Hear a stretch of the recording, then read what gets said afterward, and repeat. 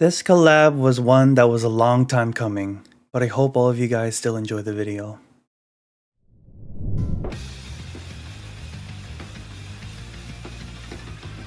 How's it going, guys and gals? This is Advanced Warrior here, back with another Advanced Wars by Web replay commentary, and we have a returning guest for this week's video, here for the third time on my channel, Kantbei. How's it been, man? Hey man, it's been pretty good. I think since the last time we did a video together, I got inducted into the Map Committee of Advanced Wars by Web. So for those of you who don't know, the Map Committee are the people who are in charge with like sorting the maps, giving your maps either good ranks or bad ranks. And also the probably more important one is we're the ones who select what maps get into the Global League, as well as what tiering decisions are made there. So if you have any complaints, he's one of the guys you can go to. Yeah, exactly. Exactly. I see. I thought that was a joke, but okay. All right. So yeah, after that first one I had with him, it was I learned definitely learned a lot there. I learned that Sammy is tier 3 on that map. But I moved up a tier for this particular map, and going up against him again. And this isn't a map that is... I think this is a map is like not in Global League. I think it's just like one of the A rank maps. It's called Sandbar, but the S is a $sign. I think it's a B rank map. Oh, B rank. Oh, okay. Okay. Yeah, I'll just put it on screen. You might be right though, but yeah, Sandbar. It is a 3-base map with one airport in the corner. The biggest feature, I would say, the biggest features on this map are that there are recons in the corners that give you small bit of information. Like if you're a Sonja, you can maybe see these cities and see what rate your opponent is capturing these cities. But usually I just ignore it. The bigger thing though is that the map is very open, especially with shoals that have like 0 terrain stars, so there's not going to be a lot of defensive terrain for your units to be on. There's a couple of ports, and you could maybe do like some black boats or blanders, but any other naval units won't be able to leave those ports because of these shoals. What did you think of this map, Kantbei?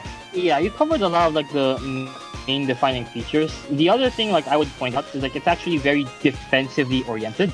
And the reason I say that is because when you're in mapping, right, or when you're designing a map or studying a map, one of the things you look at is the direction where the bases face, and you're looking for any terrain where there's a huge terrain star discrepancy, right?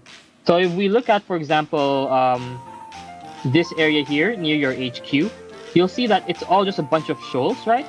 And then next to it immediately is like a 3-star port, a 3-star silo tile, a 3-star city, and then a forest, right? So like that chain there, that's what we'd call a natural terrain wall. Okay. It's incredibly difficult for someone to attack into that because you, like, for most COs, right? If you attack something like a similar unit, right? Probably a tank, from the shoal against like a 3-star terrain, you don't win that trade normally, right? Nope. Like either you're even or you're losing. So that's why it's called a natural terrain wall, right? So like it's very, very hard to push into that kind of area. It's a lot less like significant for like, for example, if the 2 islands have an issue, although this main road leading to like comm towers obviously forms you cut off a little natural bit. terrain wall against like the forest and then the forest thing. Right, sorry. So if the 2 islands in the center gets split between the 2 players, then the natural terrain wall thing we're talking about is a bit less relevant, but this road section in the middle that goes to the comm tower still forms one against like the cities and the forests, like directly above or below it. Like that's kind of where you'd expect walls to form between the 2 players if the islands get split. Yeah. I remember I was actually live streaming on this map, and I think I remember Go7 making a comment about like this little middle area with the 2 river tiles and forest next to cities. I've played on this map a few times already, and it can get a little bit dense and a little bit tricky.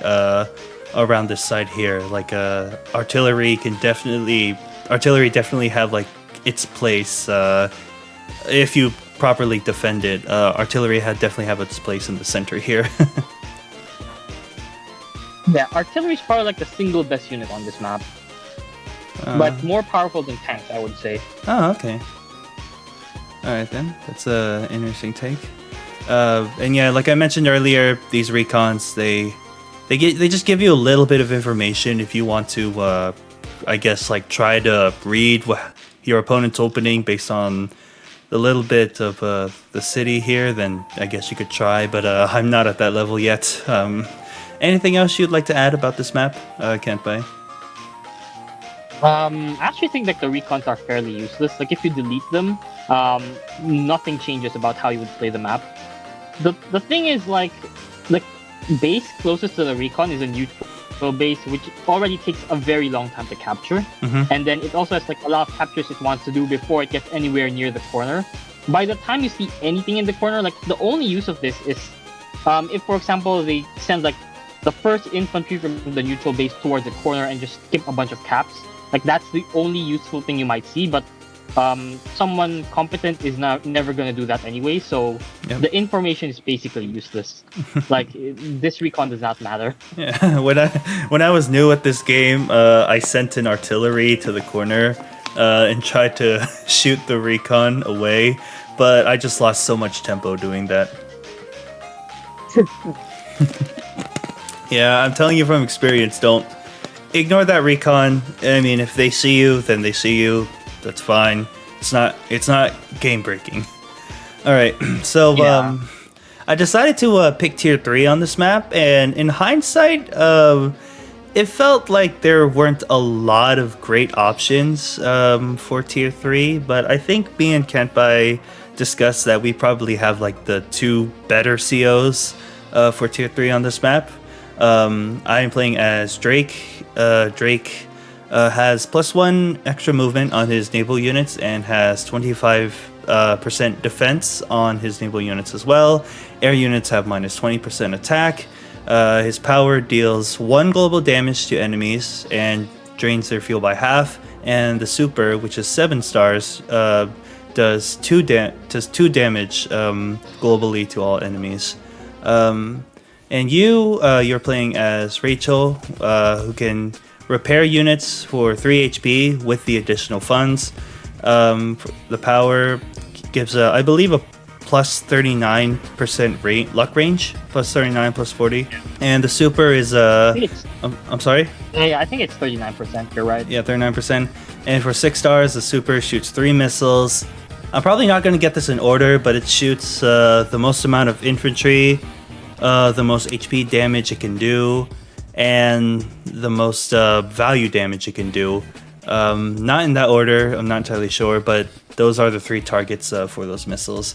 So I do want to go to your CO first and explain why you picked Rachel for this map. How my intention of this map was that it's going to be really congested in the middle, right? Like you pointed this out earlier, and I agree with that. It's just very narrow. Okay. If you look at the north-south, or like the vertical axis, there's only very few tiles, right? And most of those tiles on the extreme edge are never going to be fought over anyway, so it kind of just concentrates really strongly on the 2 comm towers in the center and then all the cities along that diagonal. That's kind of where all the fighting is going to be.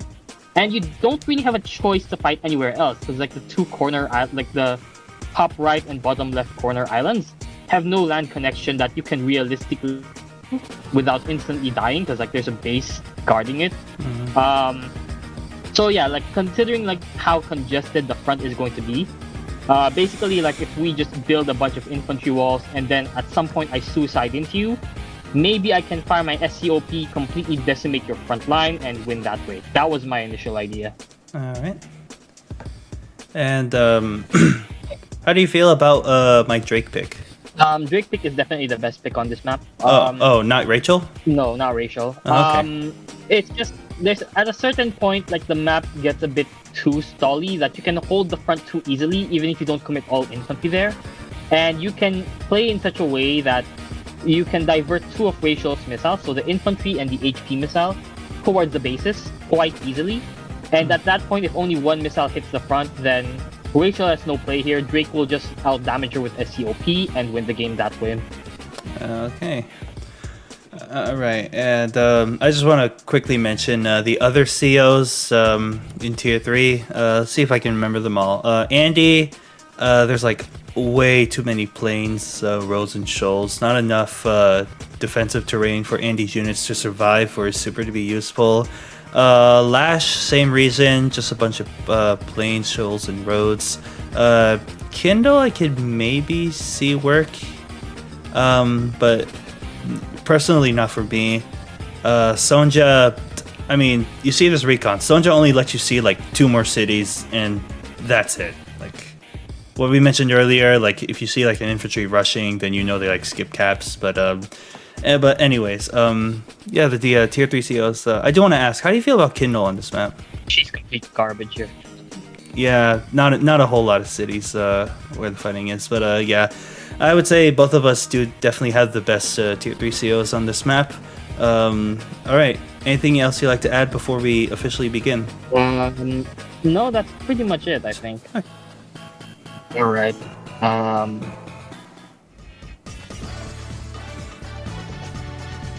Not a whole lot, just us going for our neutral bases. It's just like, yeah, the pretty standard opening. Go for your neutral bases. There's build infantry. There's they skip. Couple of nice capture chains here, but I can't remember if I like, you know, just played casually or if I was like actually calculating what the right capture chains should be and in what order. Let's see what you did. All right, kind of the same thing I did. And that city can go either to the city in the back or towards the port.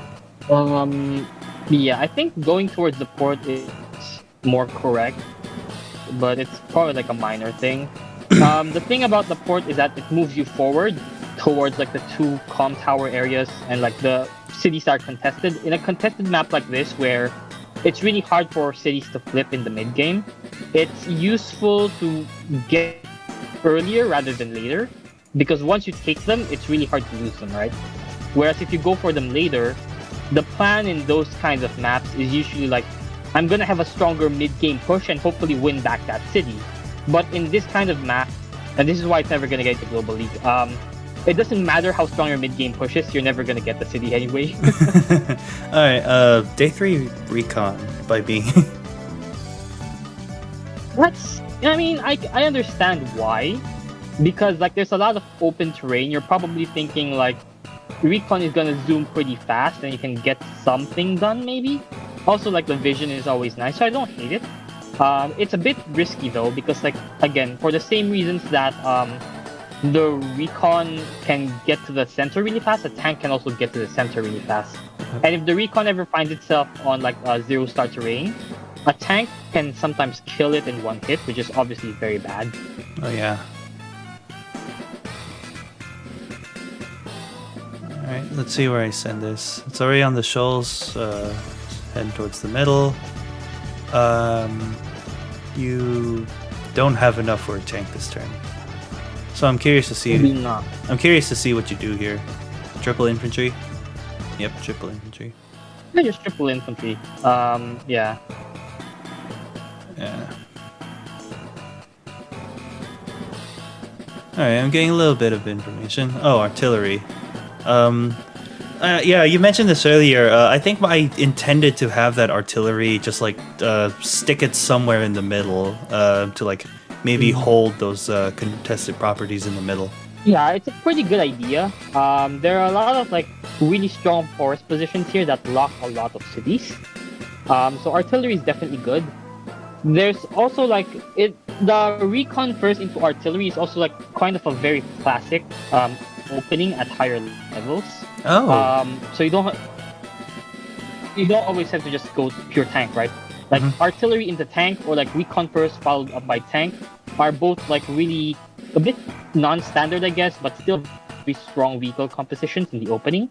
The idea with like recon into artillery is that the recon gives you a lot of vision, so the artillery can move forward kind of safely. Mhm. And then if the tank ever tries to hit the recon, ideally like you have the artillery backing it up, and if the recon doesn't die in one hit, then the artillery shoots the tank back and you're pretty happy. I do also want to admit that I didn't have the funds for a tank, and I didn't want to base skip so soon. So that's why I pulled out the artillery. Alright guys, sorry about that cut, a little bit of a technical difficulty. So I was saying to Kantbei that I bought this artillery because I couldn't afford a tank without base skipping that turn. Yeah, so when the income curve doesn't let you get a tank on that turn, but it allows you to get a tank the next turn anyway, even if you zero out your funds, it's a way for you to get an additional vehicle without having to sacrifice any tempo. Alright. Like that's the primary benefit of like an artillery build in this kind of scenario. Your funds don't like perfectly line up for it, I think, because you didn't hit the 9k mark. Like ideally, if you're going for this kind of build, you would want 9k the next turn so you can go tank double inf, right? But I think it's fine. Like on this kind of map, I think I would just be base skipping all the time for like fast tanks. I did have a plan for it at least. I didn't just build one because I just, just needed a vehicle.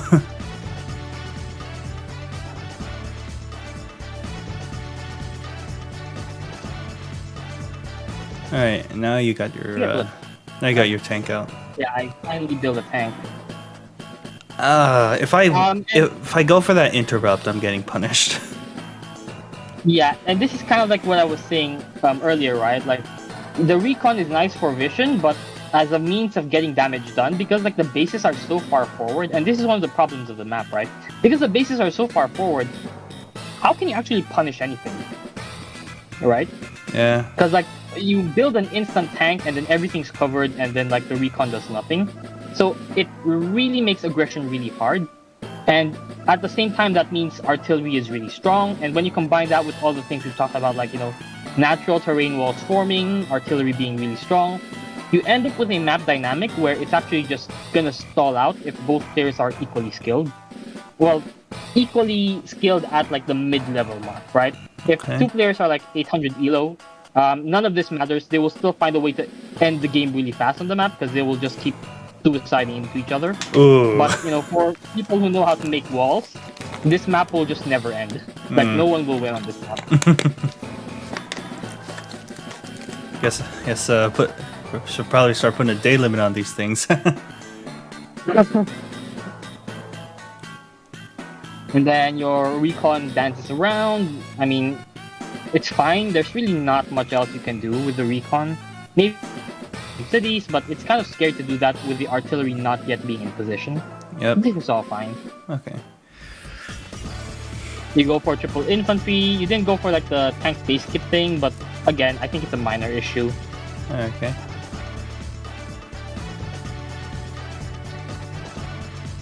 I cannot remember which city I go for. Okay, artillery. Oh, I go artillery here. Okay. Double artillery? I mean, did I base skip here? No, you didn't base skip for that. Yeah, you had 14? No, wait, no, Okay. it can't be 14. 13. I think you had 13. Okay, yeah. Okay, yeah. So 13k is like also like one of those thresholds like higher level players do, where they want they want that additional vehicle. They can't quite get like a tank, and like they can go tank recon infantry, for example. But here, like I realized pretty quickly that artillery is gonna be completely insane on this map anyway, so I might as well just get two of them. Mm-hmm. The thing is, like, artillery is one of the best units for Racial on most maps, because if you respond to Racial's artillery with, it means you're building up a clump of units, right? Mm-hmm. Probably most of them are gonna be infantry, which means when her superpower comes, that army is fucking dead. If she can get to that point, right? So that's kind of like why artillery is the single worst unit to make against Racial, unless like you have a plan to like completely stall her out of the map and like win that way. And like only Drake can really do that in tier 3. Okay. I guess you can argue Andy can do it, but Andy would not want artillery anyway. He would prefer just getting like, I don't know, mega tanks or something. Neo tanks. Tech ups. Or Neo tanks, medium tanks. He wants stuff that is hard to kill. He doesn't want these flimsy ass artillery that die whenever a recon looks at it wrong. Yeah, I think I saw that your infantry was there, so I... Oh, okay, I see what I tried to do here. I tried to have my artillery prevent you from getting that other middle city, but at the same time, I'm not covering my recon if it ends up getting revealed. But I don't see the tank though, so yeah. Yeah, but I think you should be suspecting it anyway, or like, because like if you didn't think there was a tank, you would have attacked me last turn anyway.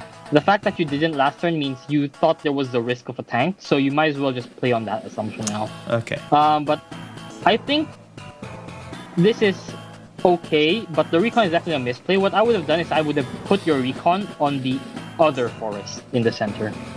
So this one here. Okay. Oh, so if you capture the city, your tank can't hit it. Exactly, right? Like there is no two angles of attack where a tank can likely hit that recon even if it's revealed. The artillery covers both the infantry and the recon, and it's also very unlikely that any vehicle will be able to get to the artillery with those two tiles blocked off. Because like you haven't seen a recon yet at this point, you can probably assume that I don't have one yet. Or even if there is, like, honestly, it's not the worst thing in the world if I interrupt your capture. Like, your artillery will shoot me back, right? I will lose an infantry. It's not as if it's the end of the world. It's a 1-for-1 trade. So, and then, of course, like, even if I go for the interrupt on your infantry and then capture the other center city, what you could do is shoot whatever interrupts with the artillery and use the recon to interrupt the infantry capping on the city, right? Okay. So, like, that kind of form, like, all of, like, the possible things that could happen at this stage get covered off, which is why I recommend that move. Okay. Yeah, it makes a lot more sense. Now that it's been, like, months since we last played this game, I am starting to look back at my old games and just think, why did I make this move? Why did I make that move? I had enough for double tank in infantry floating 1k this turn. Double tank infantry is pretty fine. I said artillery is pretty good and I stand by that, but at this stage of the game where the unit count's still a bit low, tanks are fine to like end against aggression as well as trying to create aggression. Because like we haven't reached a state yet where the map's completely like non-dynamic anymore, so this is all still okay. Yeah. Pretty normal capture phase, I think, for both of us. I don't think we are. Yeah, I think like both of us are doing like fairly normal capture phases. I don't think there's anything objectionable to what we've done. I am a little bit worried about my comm tower. Which is why I sent this infantry, like, to try to get it instead of, like, focusing up here. I had this one to do this chain anyways. Right. Yeah, I think that makes sense. It's maybe slightly suboptimal, but again, like, if you take the comm tower, it's really hard to lose it anyway. Like, you can battleship block it if you want. You can put an artillery behind, like, the weird river thing on the top right to lock it. You can lock it across like below the forest tile, so there's a lot of ways to hold on to it once you do take it. So like, yeah, there's a lot of battleships that there's a lot of properties that battleships can cover on this map. Oh yeah, I did spot your tank with my recon. Yeah, and then you get like a free hit off of it, pretty sure. Yeah. Yep. 5 HP is like obviously not great for me. Not the worst thing in the world, like it's not game over, but it didn't make me feel good. I think I was a little too passive with that tank underneath my artillery. Yeah, probably. I think I would just full move all your units. So one key thing you could have done here, right? Mm-hmm. If you full move all your units forward and you're afraid that something will hit your tank, not that it can, because like you already took my tank down to 5 HP, but let's assume for the sake of argument, there's another tank there you don't see. Which is also unlikely because you have the recon, right? Mm-hmm. What you just do is you just build a tank right after the tank, you just full move out. And no matter what happens, that tank is in range of the new tank, right? So like any fight that happens there, yeah, this concept is called chaining units, right? So usually you use it to chain vehicles. so that you win a fight.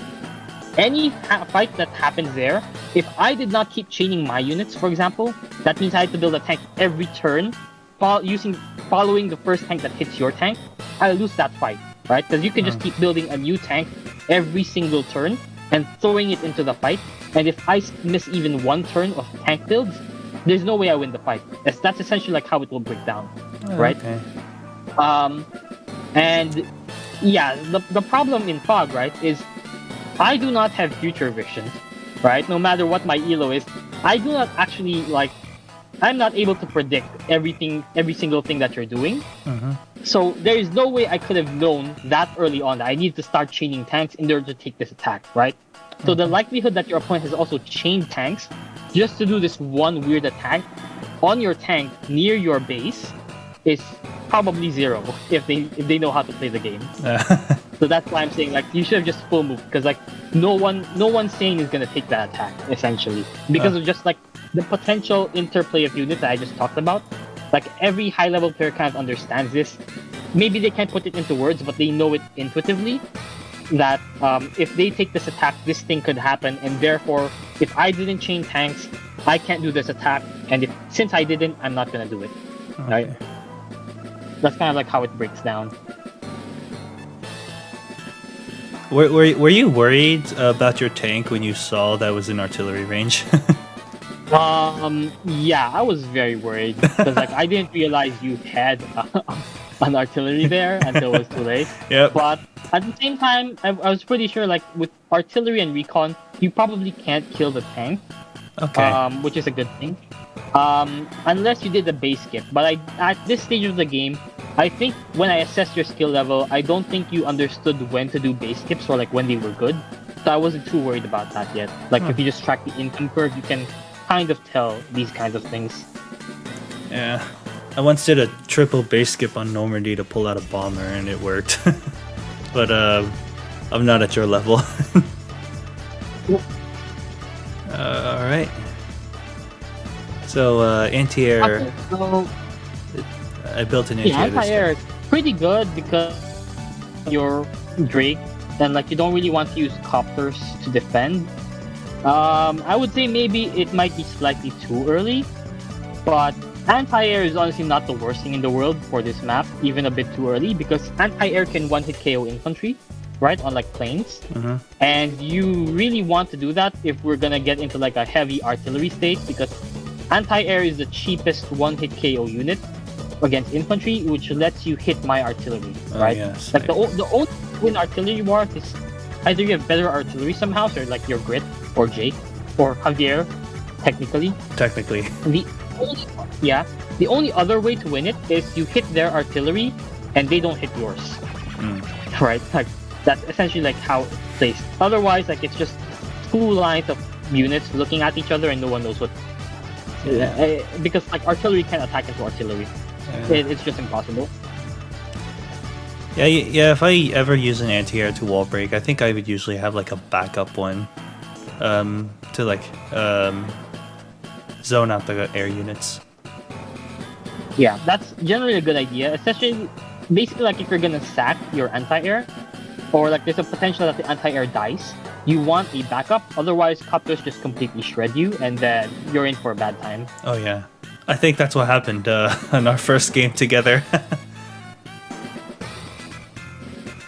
So I pulled back. Yeah, you pulled back here. I think maybe it's a bit too passive, but I can understand why.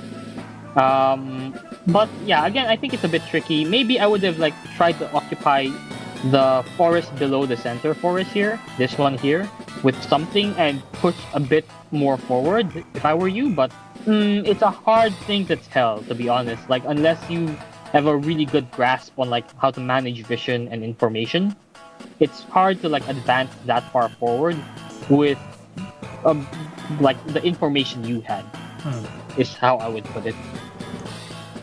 Alright. And then me, I think I just keep spamming artillery at this point. I think I built 5 artillery or something stupid on this game. I wouldn't blame you. I like it when two artillery are literally covering each other. Just makes it really hard if there's not enough units to hit one and then get the other. Yeah, like artillery are kind of nuts because like they're very cheap for like the amount of damage they do. It's actually crazy. Yeah.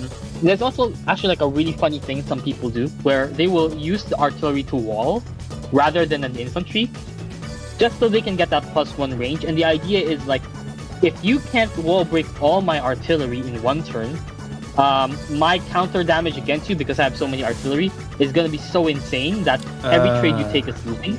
I see. So like that +1 range on my artillery, if it forces you back, I can just keep doing that infinitely until I win the entire map. Okay. Oh my god, another artillery. I think I remember what I built this turn. It's day 10 and I have 24k.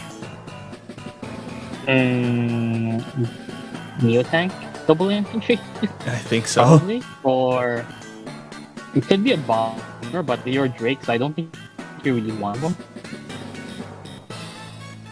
Is this too early? The Neo tank?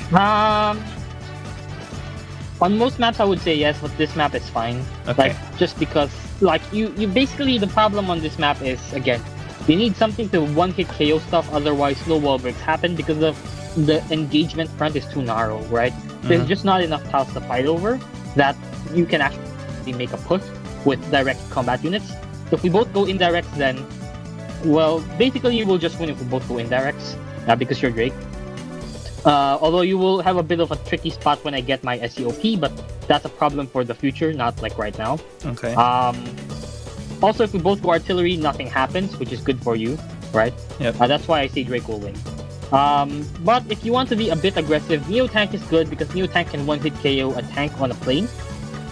So that makes it more possible to wall break me and attack my artillery. Alright. So, that's your intended strong side, where your tower is? Yeah. Okay. I mean, I don't think there's a real strong side, weak side on this map, which is another problem, you could say. It's not really clear there is a strong side or a weak side because of how the bases are. So, like, you could play on either front, to be honest. Alright. I really wanted that city on the bottom. Which is fair. I mean, I don't think I can actually contest it. Yeah. It seems very difficult. Yeah, I think I wanted to like try to have some sort of even income. So that one city in the middle where my tank is, I'm fine with keeping that. And then like those cities on that northern island part. And capturing that city on the bottom, and like assuming you probably have the top, I was completely fine with that.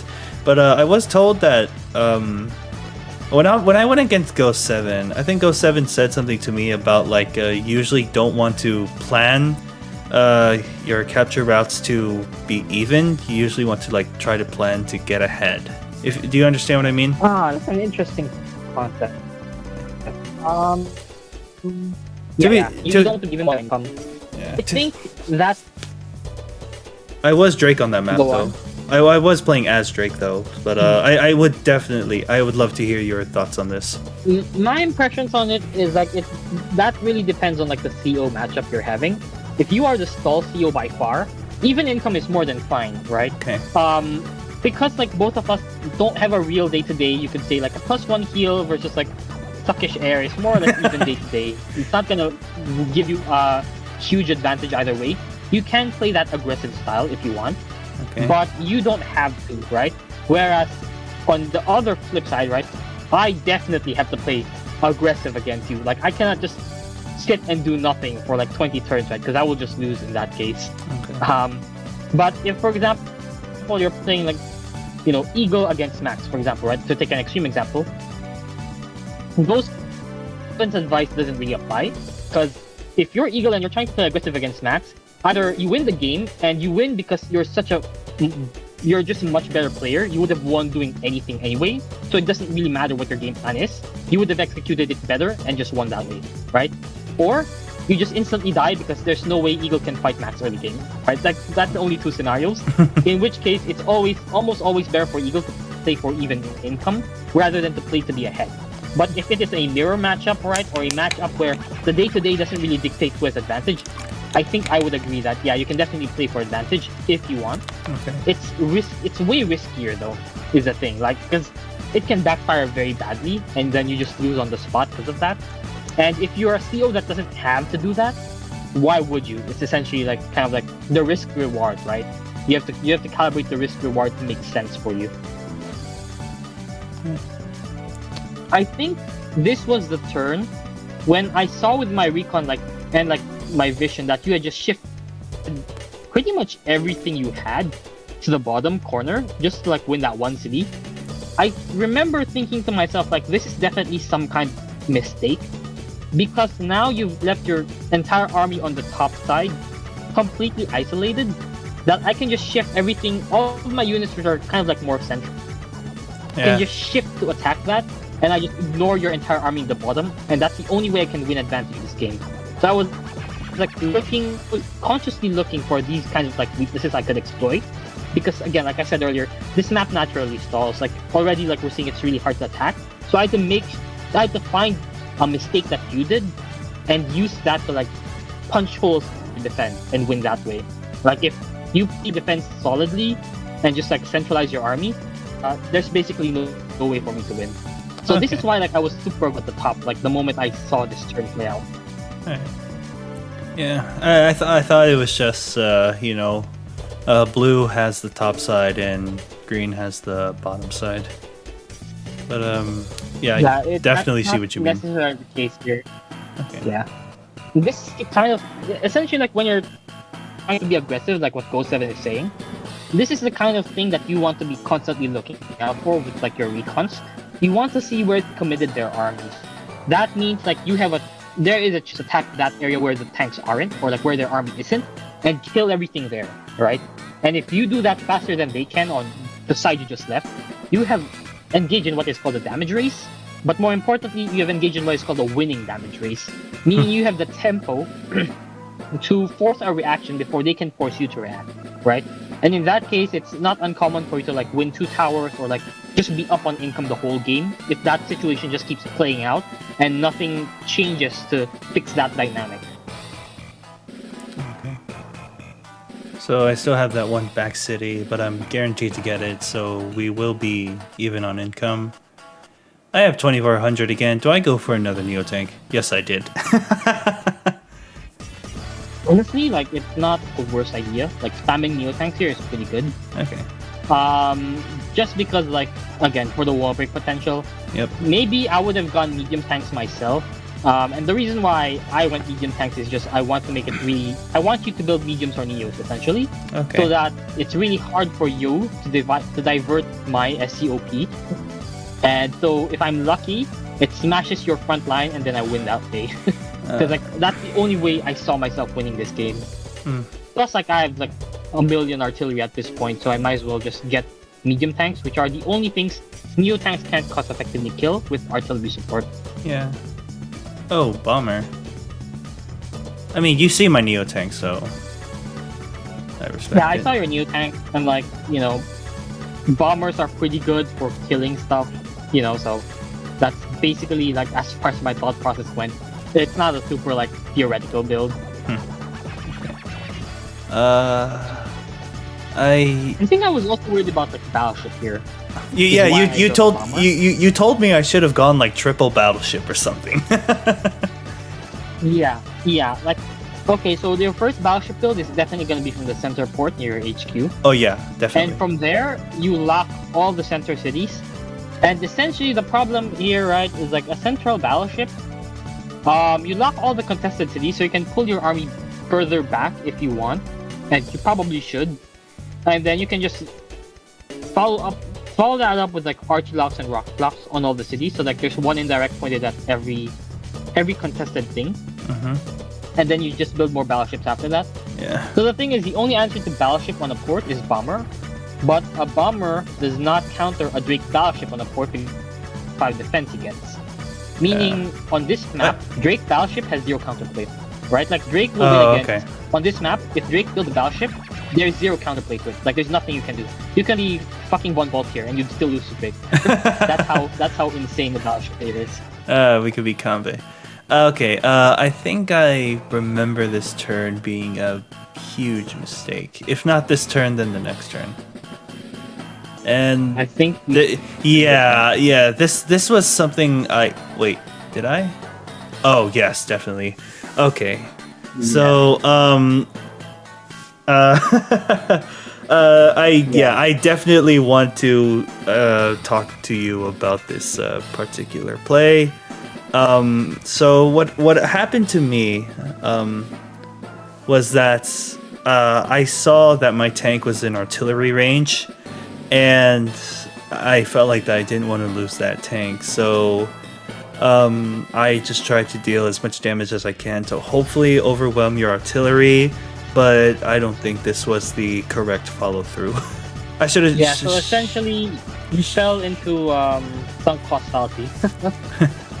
Yeah. Should I have just let go of that tank? Yeah, I think number one, you should have just let go of the tank. Number two, I think the best move for you initially, before you had moved the tank, is to use your recon to get vision first. But you did kill my recon up there though. But you could have just used your old recon. Sure. Yeah, I definitely could have abused it. So like I would have just used that recon to like get vision first before committing anything, because like you know that my army is in the top side, so you just don't know what formation I have and like how aggressive you can be. So you just stack the recon in that case to get vision, and if you see like there's no attack, then you just pull back and like you're still fine, right? Because like you're Drake. Mm-hmm. You don't have to like get too aggressive. So like when I saw this turn, like I think I remember saying in Discord, like prior to this turn, I was saying we should just draw. This map is like completely hopeless. Like the way I can win this if you go triple battleship. Yeah, you did. The moment I saw this turn, I was like, oh no, you've stumbled into like the one game plan that allows me to actually win this game, which is running a Neo tank into artillery and attacking with half your army into all of my army and starting a fight you didn't need to start. Like I remember thinking all of these things, like you just threw a game that you should have very easily won. This is why I'm not where you are. and I don't play I don't play enough Global League games anyways, but still. Oh man. That's true. But yeah, like we just start smashing into you, and you can see like how disastrous it goes, right? Oh yes. And that's like even with like kind of like that disaster of a turn, I still can't push through your like second layer of units. There's not enough tiles to attack from. Like even if you have an advantage in you, it's not like on like Stalingrad, if you had done this attack right, I would have wiped out like easily another 5 units. But because this map is so narrow, I can't get enough tiles to wall break you and continue the attack. Okay. So, you know, that's why like we keep losing just very few units a turn. Even if like you're trading badly, you're not going down on unit count that much. That's kind of like the reason why this is happening. Yeah. And then I think I can't remember what I did next turn. Yeah, I just go triple artillery because again, artillery is broken on this map, and you're going Neo tanks and medium tanks, so I might as well. Yeah. Oh no! That hurts to see. I got Typhoon this turn though. Yeah. All right. Only ahead of. Right. I remember seeing this turn.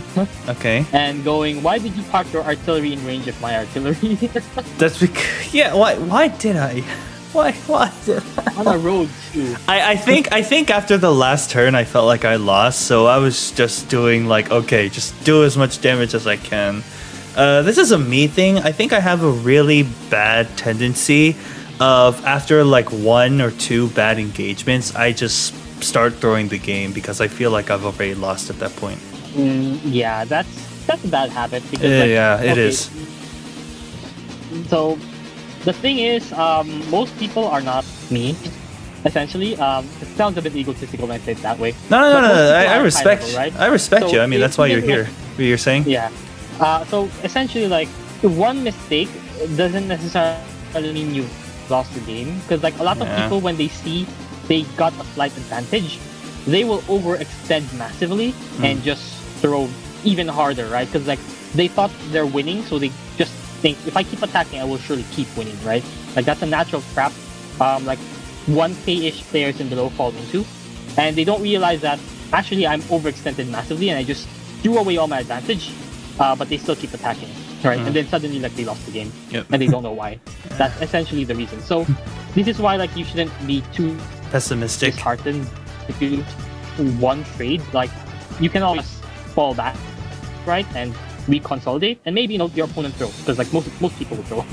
I think I remember you said something about like how I think you said that you thought I did this on purpose so some of your units would be damaged by your own covering fire, I think. Yeah, I think. Let's go back a little bit. Yeah, around like your infantry.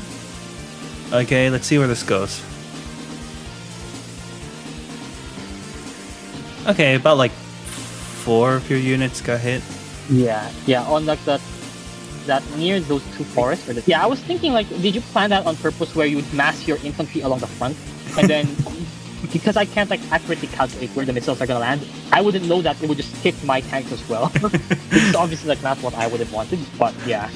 I might start abusing this if I can, but no, it was I guess a beautiful accident, as someone might call it.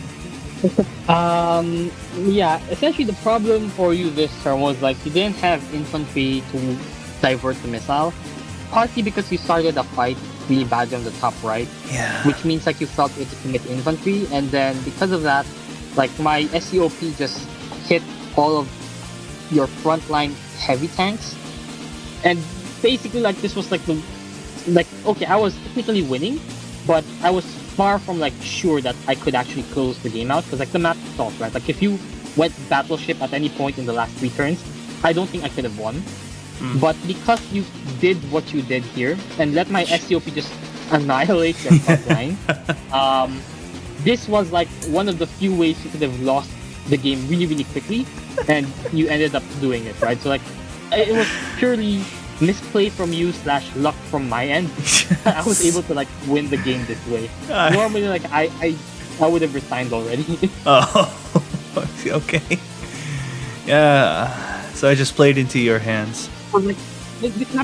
Yeah, like you just kind of like played into like the game plan that is really not great for you, right? And so I just abused that. But if you just did nothing essentially the entire game, there's not a whole lot I can actually do against you. I don't know if you realize that. It's you've said it several times. I now realize it a lot now, and it hurts every time you say it. What was that? You muffled? No, I was laughing. These are not good engagements. Just get over that fact. Yeah. These are not good engagements. Bomber, Drake, resign. At this point, like, you're just suiciding and then you resign here, which is, like, I think fair. Like, the whole thing is collapsing and, like, you don't really have the necessary units anymore to keep fighting. Even though, like, again, our unit count is even. But if we take a look at board state, I have a good answer to, like, the medium tanks. You don't really have a good answer to the bomber after my turn because like both your AAs die. You don't really have enough artillery anymore to answer mine. So for all of those reasons, like you just don't have the composition that will let you hold your comm tower.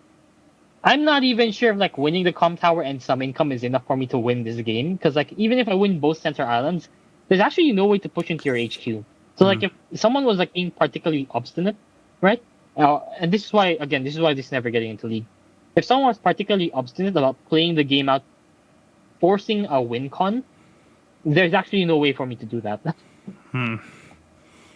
So like, you win both center islands and then what? You build a battleship on every port and then hope they resign. Like, what's the plan, right? There's no real plan.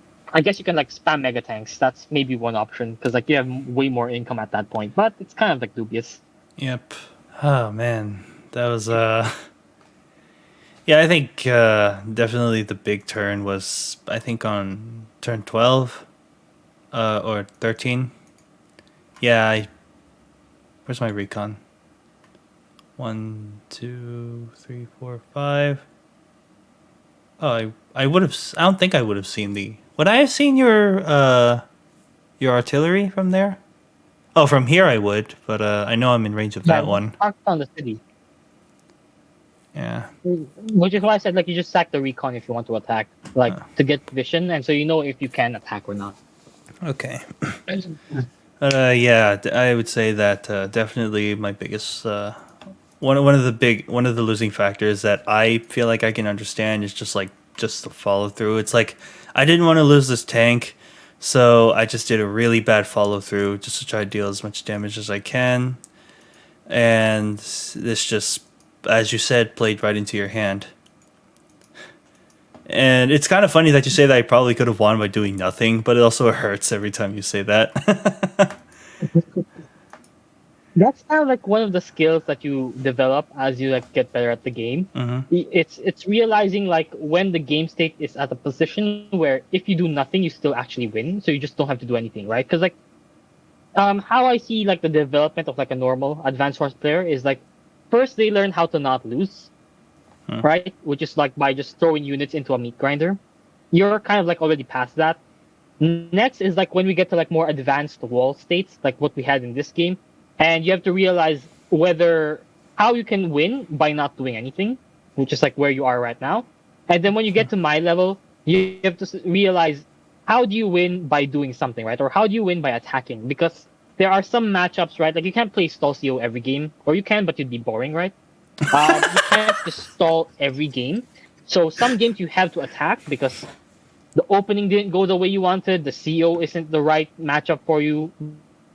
Then you have to learn how to attack, which is the hardest thing about Advance Wars, because well, at least for Fog, because you have to learn things like reinforcement distances, how to chain units, how to manage vision, how do I use the vision that I have to infer where their army is, taking calculated gambits to get more information, or you're saying like the risk and the probability that they have enough units to answer you here is not enough, right? So you have to take into account all these different to be able to launch successful attacks. Okay. Which is something that Go7 is like insanely good at, right? Like if you've watched his replays, it's almost like he's playing with map hack, because like his level of intuition for these things, which have taken me over 2,000 games to develop, he understood that when he had like less than 30 games under his belt. It was, yeah, I know. It's so insane how. Yeah. Oh my god. Yeah, it's so crazy for Go to like be able to do that. I'm still far away from that level, of course. I think like everyone is like very far away from what Go7 does. It's just on another level. What about Inkagark? You have to like Inkagark might be able to give him a fight, but I think Go7 is still like above and beyond better than Inkagark. The problem for Inkagark is that he loves artillery too much, and artillery isn't that good in Fog, so he can get punished pretty hard for that. He also loves Lucky Lass. It's not like a free win for Inkagark by any means, but I think Go7 is favored. I think we would have to like summon the old gods of Advanced Wars by Web Fog to really have a shot at challenging Go right now. So what I'm waiting for really is like the Zeronix Go7 game, if it ever happens. Because like Zeronix is like one of the best Fog players to have ever appeared in Advanced Wars by Web. Where are they now? He's busy with college, I think. That is fair. He's in the tournament, but he's not playing actively that much. He does play like some live games. The problem is like his live gameplay for Fog is like not as good as his async gameplay, right? Like he really shines at async. Some of his old games, like the level of calculation he does is insane. Like he will know precisely how much army to show you, so that you barely don't get your SCOP, but he will get his, and that's how he will win the game. Like he does calculations like that, which I have no idea how he does it, but he makes it work. So you want to see a Go7 and Zeronix game in the future? Oh yeah, that's like on my wish list. Like if I could, make the world bow to my whims, that would be like one of the first things I'd ask for. If we ever do get that chance, let's see if we could maybe collab a dual commentary for that. If it does happen, but only time will tell. I mean, just saying that, of course, you are an absolute blast to have here. I've definitely learned a lot more after playing this game. The map is fun casually, but understood why I can't make it in the global league. Anything else you wish to add? No, I think we pretty much covered it all. Okay, all right. So yeah, interesting game. I again lost because I did the wrong thing. But I'm still learning. I mean, that's why I'm playing against you to learn.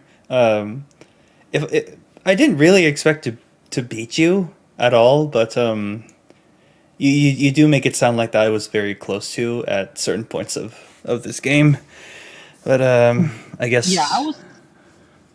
go ahead. Yeah, you were definitely like very close. Like again, like if you didn't make that one mistake top, which kind of like had that domino effect, right, of like cascading errors. Oh yeah. But if you hadn't like done that, like if you just played scared, I really don't know how I could have won this game. And like our SCOPs just don't compare. Basically, is the problem. Like you will eventually outscale me, and then find a way to win through that. So it's very hard to win. Yeah, powers. I don't have really good meter management either, so yeah, this was also a blunder on my end. But live and you learn. All right, guys and gals, that is my second game with Kantbei. Kantbei, again, thank you so much for showing up on the channel. You don't have your own YouTube channel, right?